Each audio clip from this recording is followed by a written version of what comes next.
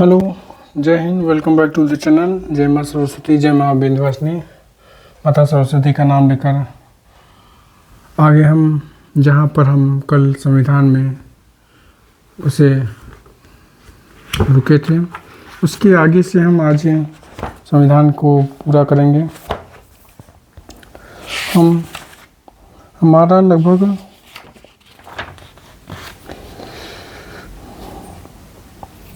जम्मू कश्मीर राज्य पुनर्गठन अधिनियम 2019 पूरा हो गया था। अब हमारा भारत का राष्ट्रीय चिन्ह और उसके बाद संसद की वित्तीय समितियां, और इसमें संसद की वित्तीय समितियां में लगभग प्राक्कलन समिति, लोक लेखा समिति,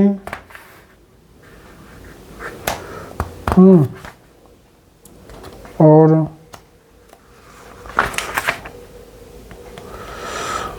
सरकारी उपबंध उपक्रम समिति, ये सारी चीज़ें हैं। तो आज हम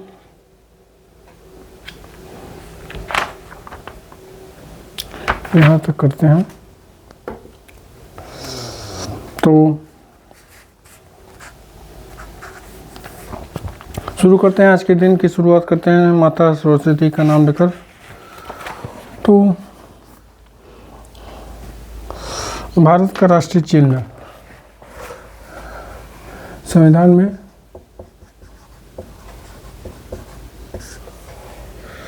भारत का राष्ट्रीय चिन्ह, भारत का राष्ट्रीय चिन्ह, भारत का राष्ट्रीय चिन्ह यानी हमारा राष्ट्रीय प्रतीक, नेशनल सिंबल्स। भारत का राष्ट्रीय प्रतीक सारनाथ स्थित वाराणसी में जो सारनाथ है वहाँ में स्थित अशोक के शीर्ष स्तंभ के शीर्ष भाग की अनुकृति है। जो 24 स्तंभ हैं, 3 शेर वाले हैं, सिंह वाले, वो है चीज़ें। इसमें शीर्ष पर 4 सिंह हैं जो एक दूसरे की ओर पीठ किए हुए हैं। इसके नीचे घंटे की आकार के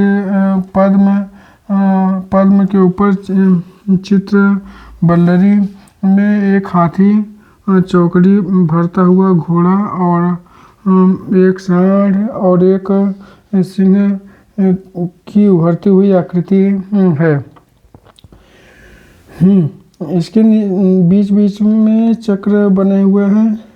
एक ही पत्थर को काट कर बनाए गए इस सिंह स्तंभ के ऊपर धर्म चक्र रखा गया है।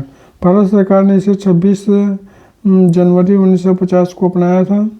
प्रतीक के नीचे मुंडोपनिषद में लिखा गया है कि सूत्र जय सत्यमेव जयते देवनागरी लिपि में अंकित है। शासकीय कार्यों में प्रयोग में लाए जाने वाले राष्ट्रीय प्रतीक अलग अलग रंग के होते हैं। नीला राष्ट्रीय प्रतीक भारत के मंत्रियों द्वारा, लाल राष्ट्रीय प्रतीक राज्यसभा के सदस्यों एवं अधिकारियों द्वारा, हरा प्रतीक लोकसभा के सदस्यों का उपयोग में लाया जाता है। भारत के राष्ट्रीय चिन्हों का उपयोग भारत के राजकीय अनुसूचित उपयोग निषेध अधिनियम 2005 के तहत नियंत्रित होती है। राष्ट्रीय ध्वज, नेशनल फ्लैग्स, 3 पट्टियों वाली तिरंगा, गहरा केसरिया ऊपर, सफ़ेद बीच में और गहरा हरा नीचे। सफ़ेद पट्टियों के बीच में नीले रंग नीले रंग का चक्र है जिसमें 24 तिलियां हैं तथा इस सारनाथ में अशोक के सिंह स्तंभ पर बने चक्र से लिया गया है। ध्वज की लंबाई चौड़ाई 3:2 के में है। भारत की संविधान सभा में राष्ट्रीय ध्वज का प्रारूप 22 जुलाई 1947 को अपनाया गया था। राष्ट्रीय ध्वज में केसरिया रंग जागृति, शौर्य और त्याग का है, सफ़ेद रंग सत्य और पवित्रता का है और हरा रंग जीवन समृद्धि का प्रतीक है। राष्ट्रीय ध्वज को संविधान सभा में हंसा मेहता ने प्रस्तुत किया था। भारतीय ध्वज संहिता 2002 के अनुसार सभी भारतीय नागरिकों, निजी संस्थान और आदि को भी राष्ट्रीय ध्वज प्रदर्शन का अधिकार है।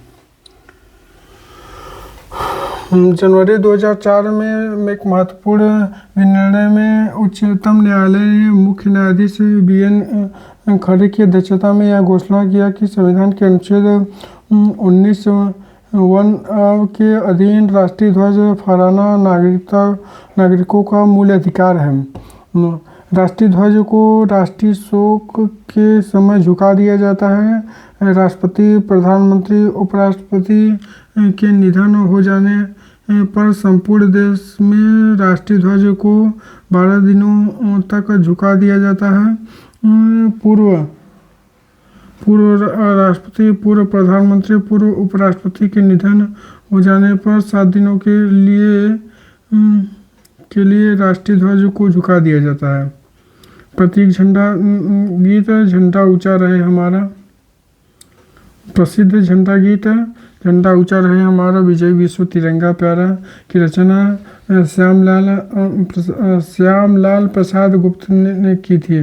भारत के राष्ट्रीय ध्वज ने पहली बार प्रदर्शन 14 अगस्त 1947 को मध्यरात्रि में हुए थे। राष्ट्रगान नेशनल एंथम रविन्द्रनाथ ठाकुर द्वारा मूल रूप से बांग्ला में रचित जनगण मन के हिंदी संस्करण को संविधान सभा के 24 जनवरी 1950 को भारत का राष्ट्रीय गान स्वीकार किया गया। इस गायन का समय 52 सेकंड है। संक्षिप्त अवधि 20 सेकंड है। इसमें इसकी प्रथम और अंतिम पंक्तियाँ गाई जाती है। यह सर्वप्रथम 27 दिसंबर 1911 को भारतीय कांग्रेस के कोलकाता अधिवेशन अध्यक्ष थे पंडित बिशन नारायण दत्त के समय में सरला देवी रविन्द्रनाथ टैगोर के भांजे द्वारा गाया गया था।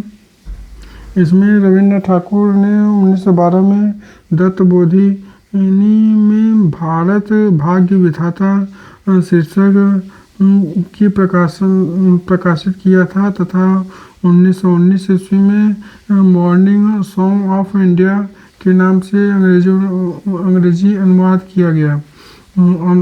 राष्ट्रगान के वर्तमान संगीत धुन को बनाने का श्रेय कैप्टन राम सिंह ठाकुर को जाता है।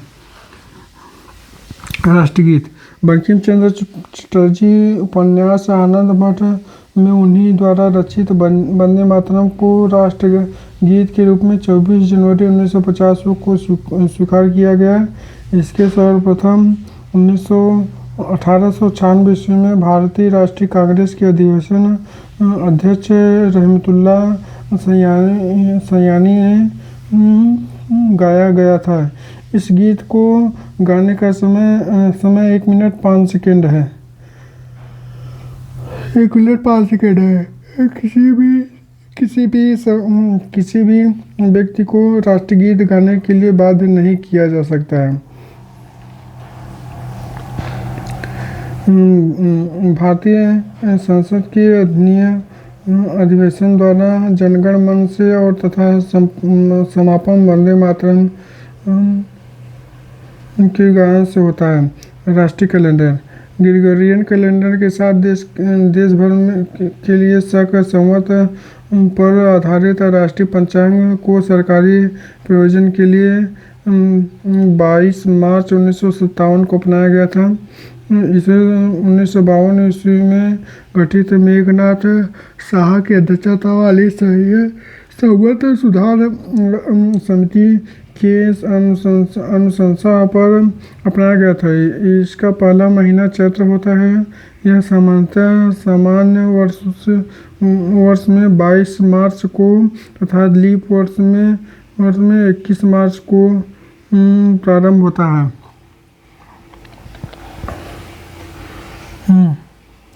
राष्ट्रीय पुष्प कमल है। नेलम्बो न्यूसिफेरा गार्टन है। राष्ट्रीय पक्षी मोर है। राष्ट्रीय पशु बाघ है। राष्ट्रीय फल आम है। राष्ट्रीय वृक्ष बरगद है। राष्ट्रीय नदी हमारी गंगा है जो 25 किलोमीटर की लंबाई है। और राष्ट्रीय जलीय जीव गंगा डॉल्फिन है को 5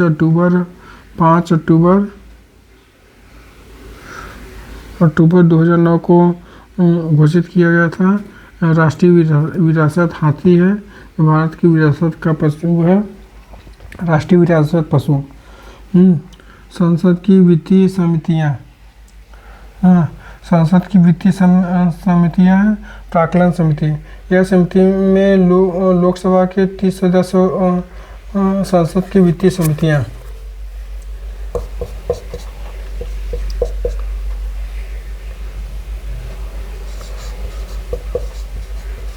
संसद की वित्तीय समितियाँ।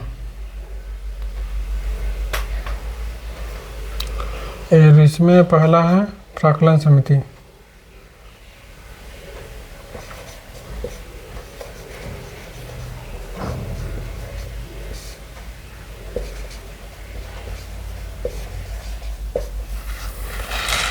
प्राक्कलन समिति इसमें लोकसभा के 30 सदस्य होते हैं। इसमें राज्यसभा के सदस्यों को शामिल नहीं किया जाता है। प्राक्कलन समिति सबसे बड़ी संसदीय समिति है। संसदीय समिति के सदस्यों का चुनाव प्रत्येक वर्ष अनुपातित प्रतिनिधित्व के अनुसार एकल संक्रमणीय मत के माध्यम से किया जाता है। इसके सदस्यों का कार्यकाल 1 वर्ष तक का होता है। प्रत्येक वर्ष मई में समिति का कार्यकाल प्रारंभ होता है और अगले वर्ष 30 अप्रैल को समाप्त कर दिया जाता है।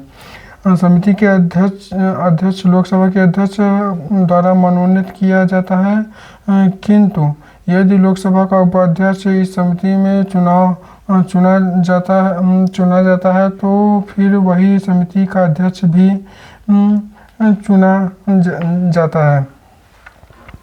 यह समितियां सरकारी खर्च में कैसे कमी लाई जाए, संगठन में कैसे कुशलता लाई जाए और प्रशासन में कैसे सुधार किए जाए आदि विषय पर रिपोर्ट देती है। प्राक्कलन समिति के प्रतिवेदन और सदन में बहस नहीं होती है, परंतु यह समिति अपना कार्य वर्ष भर करती है और अपना दृष्टिकोण सदन में के समक्ष रखती है। लोक लेखा समिति। लोक लेखा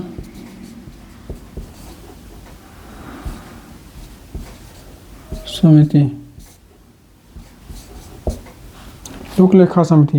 लोक लेखा समिति प्राक्कलन समिति के जुड़ाव के रूप में ज्ञात। इस समिति में 22 सदस्य होते हैं। इसमें से 15 सदस्य लोकसभा के और 7 सदस्य राज्यसभा द्वारा 1 वर्ष के लिए निर्वाचित किए जाते हैं। इसे लघु लोकसभा भी कह सकते हैं। इसके अध्यक्ष को अगले वर्ष पुनः चुना जाता है। मंत्रिपरिषद का कोई भी सदस्य समिति में शामिल नहीं हो सकता है। यदि यह समिति का कोई सदस्य आगे चलकर मंत्री बन जाता है तो वह मंत्री बनने की तिथि से समिति का सदस्य नहीं रहता है। लोक लेखा समिति को वर्ष 2021 में भारत सरकार अधिनियम 2019 के माध्यम से गठित किया गया था, जिसे मोटफोर्ड सुधार भी कहा जाता है। समिति के सदस्यों का संसद द्वारा प्रतिवर्ष अनुपातित प्रतिनिधित्व के आधार पर एकल संक्रमणीय मत प्रणाली की सहायता से चयन किया जाता है। इस समिति के अध्यक्ष का मनोनयन लोकसभा अध्यक्ष के द्वारा किया जाता है। लोकसभा सचिवालय इस समिति के कार्यकाल की भूमिका अदा करता है। 1967 ईस्वी में प्रथम बार श्री मीनू मसानी विरोधी दल की नेता बनी तो उन्हें लोक लेखा समिति का अध्यक्ष भी मनोनीत कर दिया गया। उसी समय से विरोधी दल के सदस्यों में से किसी सदस्य को इस समिति के अध्यक्ष मनोनीत करने की परंपरा शुरू हुई थी। लोक लेखा समिति में राज्यसभा के सदस्यों को सदस्य माना जाता है तथा उन्हें मत देने का अधिकार प्राप्त नहीं होता है।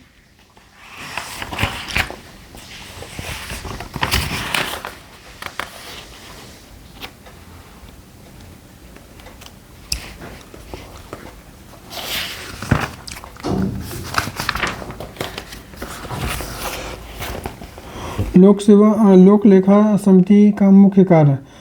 इस समिति में भारत के नियंत्रण महालेखा परीक्षक द्वारा किया गया लोक परीक्षण संबंधित प्रतिवेदन की जांच करती है। भारत सरकार के व्यय किए गए सदन द्वारा प्रदान की गई राशि का विनियोग दर्शाने वाली लोक लेखा की जांच की जाती है। संसद द्वारा प्रदान की गई धनराशि की अतिरिक्त धनराशि को व्यय किया गया हो तो समिति उन परिस्थितियों को जांच करती है जिसके कारण अतिरिक्त व्यय करना पड़ा। समिति राष्ट्रपति के वित्तीय मामलों के संचालन में अपव्यय, भ्रष्टाचार, अकुशलता में कमी के किसी प्रमाण को खोज सकती है। लोक लेखा समिति अपना प्रतिवेदन लोकसभा को देती है और जिससे कि वो अपना नियमितता के ध्यान में लाई है, उस पर संसद में बहस हो और उस पर प्रभावी कदम उठाए जा सकते हैं। सरकारी उपबंधों की समिति। कृष्ण मेनन समिति के संस्तुति पर 1963 ईस्वी में सार्वजनिक उपबंध पर नियंत्रण के लिए लोकसभा के सार्वजनिक उपबंध समिति की व्यवस्था की गई। इस समिति में 22 सदस्य थे, जिसमें से 15 लोकसभा के और 7 राज्यसभा द्वारा अनुपातित प्रतिनिधि के एकल संक्रमणीय मत पद्धति द्वारा निर्वाचित किए जाते हैं। कोई भी मंत्री इस समिति का सदस्य नहीं होता है। प्रत्येक वर्ष मई के प्रारंभ में इस समिति का गठन किया जाता है। समिति का अध्यक्ष लोकसभा अध्यक्ष द्वारा नामजद किया जाता है। इस समिति के निम्न कार्य हैं। सरकारी उपबंधों के प्रतिवेदन और लेखाओं की तथा उन पर नियंत्रण एवं महालेखा परीक्षक के प्रतिवेदन की जांच करना होता है। ऐसे विषयों को जांच करना होता है जो सदन या अध्यक्ष द्वारा निर्दिष्ट किए जाते हैं। कुछ अन्य मुख्य समितियां। कार्य मंत्रणा समिति। कार्य मंत्रणा समिति लोकसभा की कार्य मंत्रणा समिति के अध्यक्ष समिति 15 सदस्य होते हैं। लोकसभा का अध्यक्ष इनका पदेन अध्यक्ष होता है। राज्यसभा की कार्य मंत्रणा समिति में इसकी सभा का सभापति इनका पदेन सभापति होता है। गैर सरकारी सदस्यों के विधेयकों तथा संकल्प संबंधित समितियां। इसका गठन लोकसभा में किया जाता है। इस समितियों में 15 सदस्य होते हैं। लोकसभा का उपाध्यक्ष इस समिति का अध्यक्ष होता है। नियम समिति। लोकसभा की नियम समिति में लोकसभा के अध्यक्ष सहित 15 सदस्य होते हैं, जबकि राज्यसभा के नियम समिति में सभापति, उपसभापति सहित 16 सदस्य होते हैं। लोकसभा अध्यक्ष, राज्यसभा के सभापति अपने अपने सदन की समितियों का पदेन अध्यक्ष होते हैं।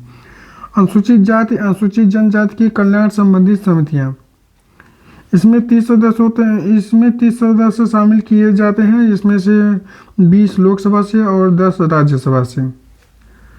ग्रंथालय समिति, इसमें 9 सदस्य। ग्रंथालय समिति, इसमें 9 सदस्य होते हैं। लोकसभा अध्यक्ष द्वारा मनोनीत 6 सदस्य, राज्यसभा के सभापति द्वारा मनोनीत 3 सदस्य शामिल होते हैं। इस समिति का गठन प्रत्येक वर्ष किया जाता है। संयुक्त संसदीय समिति जेपीसी, यह देश की सबसे शक्तिशाली जांच समिति है। इस सदस्य संसद के दोनों सदनों में चुने जाते हैं। इसके सदस्य संसद के दोनों सदनों से चुने जाते हैं। जब भी किसी मुद्दे की जांच करने के लिए संयुक्त संसदीय समिति का गठन करने की मांग उठती है, तो दूसरे सदन को यह सूचित करना जरूरी होता है कि मामले की निरपेक्ष जांच के लिए वह भी कुछ सदस्य को चुने। इसके समन को अवहेलना को सदन की अवमानना कहा जाता है।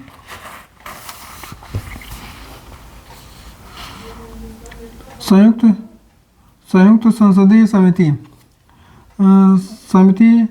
शंकरानंदन समिति, जो 1986 में गठन किया गया। इसके अध्यक्ष बी शंकरानंदन और जांच का विषय बोफोर्स तोप घोटाला। मेधा समिति 1992 ईस्वी में गठन किया गया। राय निवास मेधा, शेयर बाजार घोटाला, हर्षद मेहता वाला केस।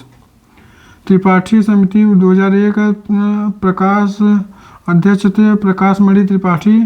केतन पारिक, शेयर घोटाला। पवार समिति 2003 शरद पवार, शीतल पेय में कीटनाशक प्राप्त किए जाने का मामला था। चाको समिति 2011 पीसी चाको, 2D स्पेक्ट्रम घोटाला। पंचायती राज लॉर्ड रिपन 1982 ईस्वी। पंचायती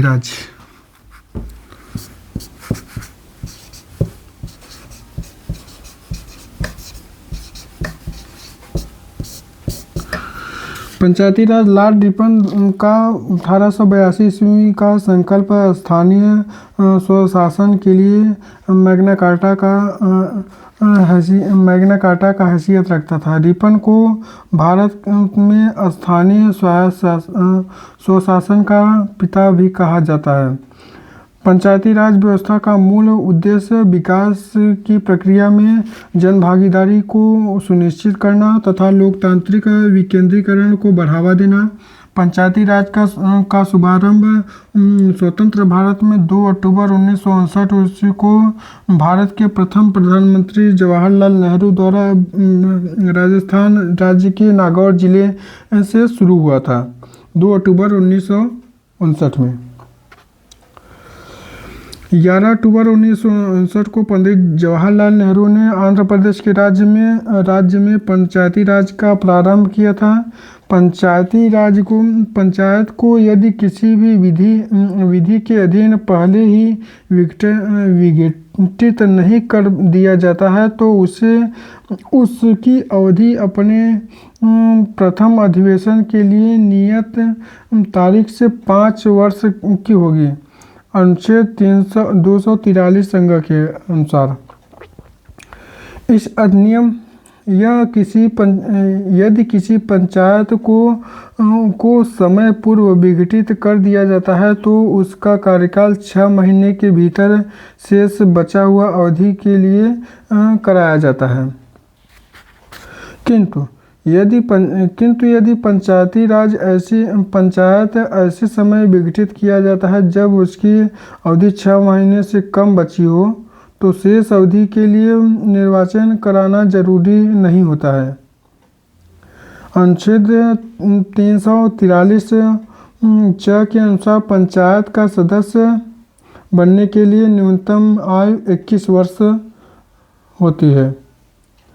पंचायतों के वित्तीय अवस्था का मूल्यांकन करने के लिए वित्तीय आयोग के गठन का प्राविधान राज्य के गवर्नर को है। अशोक मेहता समिति 1977 ईस्वी में द्विस्तरीय पंचायती राज की व्यवस्था की स्थापना की सिफारिश की थी। JBK राव सिफारिश की समिति में ग्रामीण विकास और गरीबी उन्मूलन के लिए प्रशासनिक व्यवस्था का अध्ययन करने के लिए नियुक्त किया गया था। के संथानम समिति ने पंचायती राज संस्था के वित्तीय मामलों के अध्ययन के लिए नियुक्त किया गया था। यलियम सिंधवी समिति ने पंचायती राज संस्था को संवैधानिक रूप से मान्यता दिए जाने का सिफारिश की थी। इस समिति के कुल अन्य सिफारिश इस प्रकार हैं। पंचायत राज के संस्थाओं के चुनाव और अन्य मामलों के संबंधित विवादों के निपटाने के लिए प्रत्येक राज्य में न्यायिक न्यायाधिकरण स्थापित किए जाने चाहिए। ग्राम पंचायत को अधिक व्यवहार्य बनाने के लिए गाँव को मान्यता दी जानी चाहिए। गाँव के लिए न्याय पंचायत की स्थापना की जानी चाहिए। ग्राम पंचायत के पास अधिक वित्तीय संसाधन होना चाहिए। 73वां संविधान संशोधन। 73वां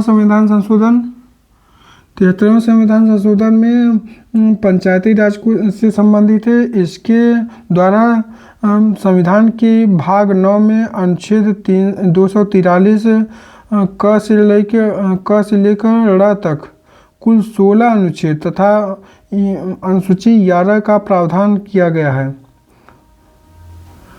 वर्ष 1986 ईस्वी में गठित यलियम सिंधवी समिति की सिफारिश के आधार पर 73वें संविधान संशोधन अधिनियम 1993 के द्वारा पंचायती राज को संवैधानिक दर्जा प्राप्त किया गया। वर्तमान में पंचायती राज व्यवस्था नागालैंड, मेघालय, मिजोरम राज्यों को छोड़कर अन्य सभी राज्यों में तथा दिल्ली को छोड़कर अन्य सभी केंद्र शासित प्रदेशों में लागू है। यानी नागालैंड, मेघालय, मिजोरम में पंचायती राज लागू नहीं है और केंद्र शासित प्रदेशों वाले में दिल्ली में लागू नहीं है, अन्य सभी स्थानों पर लागू है। 73वें संविधान संशोधन का मुख्य बात है इसके द्वारा पंचायती राज के त्रिस्तरीय ढांचे का प्रावधान किया गया है। ग्राम स्तर पर ग्राम पंचायत, प्रखंड स्तर पर पंचायत समिति तथा जिला स्तर पर जिला परिषद के गठन की व्यवस्था की गई है। पंचायती राज संस्था के प्रत्येक स्तर पर 1/3 स्थानों पर महिला के लिए आरक्षण की व्यवस्था की गई है। इसका कार्यकाल 5 वर्ष का निर्धारण किया गया है। पंचायत भंग होने पर 6 माह के अंदर निर्वाचन होंगे। राज्य के संचित निधि से इस संस्था को अनुदान देने की व्यवस्था की गई है। 73वें संविधान संशोधन के बाद पंचायती राज के अधिनियम का निर्माण करने वाले प्रथम राज्य कर्नाटक है। 74वां संविधान संशोधन। 74वें संविधान संशोधन अधिनियम नगर पालिका से संबंधित है। इसके द्वारा संविधान के भाग 9 क के अनुच्छेद 243 लेके या तक 6 से लेकर तक है और तथा 12वीं अनुसूची का प्रावधान किया गया है। नगर पालिका में 12वीं अनुसूची में वर्णित कुल 18 विषय पर विधि बनाने की शक्ति प्रदान की गई है। 74वें संविधान संशोधन की मुख्य बातें। नगर पालिका में महिलाओं के लिए 1/3 भाग स्थान आरक्षित किया गया है। नगर पालिका में अनुसूचित जाति जनजाति के लिए भी आरक्षण की व्यवस्था की गई है। नगर पालिका संस्थानों में कार्यकाल 5 वर्ष का होगा। विघटन की स्थिति में 6 माह के अंदर चुनाव किए जाएंगे। नगर पालिका का प्रकार। नगर पंचायत ऐसे ग्रामीण क्षेत्र जो नगर क्षेत्र में परिवर्तन हो रहा है। नगर परिषद छोटे नगर क्षेत्र के लिए है। नगर निगम बड़े नगर क्षेत्र के लिए है। नगर निगम की स्थापना सर्वप्रथम मद्रास में 29 सितंबर 1688 में किया गया था। 1687 में बोर्ड ऑफ डायरेक्टर ने मद्रास में नगर निगम बनाने की अनुमति दी थी। तो आज के लिए इतना ही। जय हिंद, जय भारत। अगर आपको अच्छा लगा वीडियो तो लाइक करें और सब्सक्राइब करें।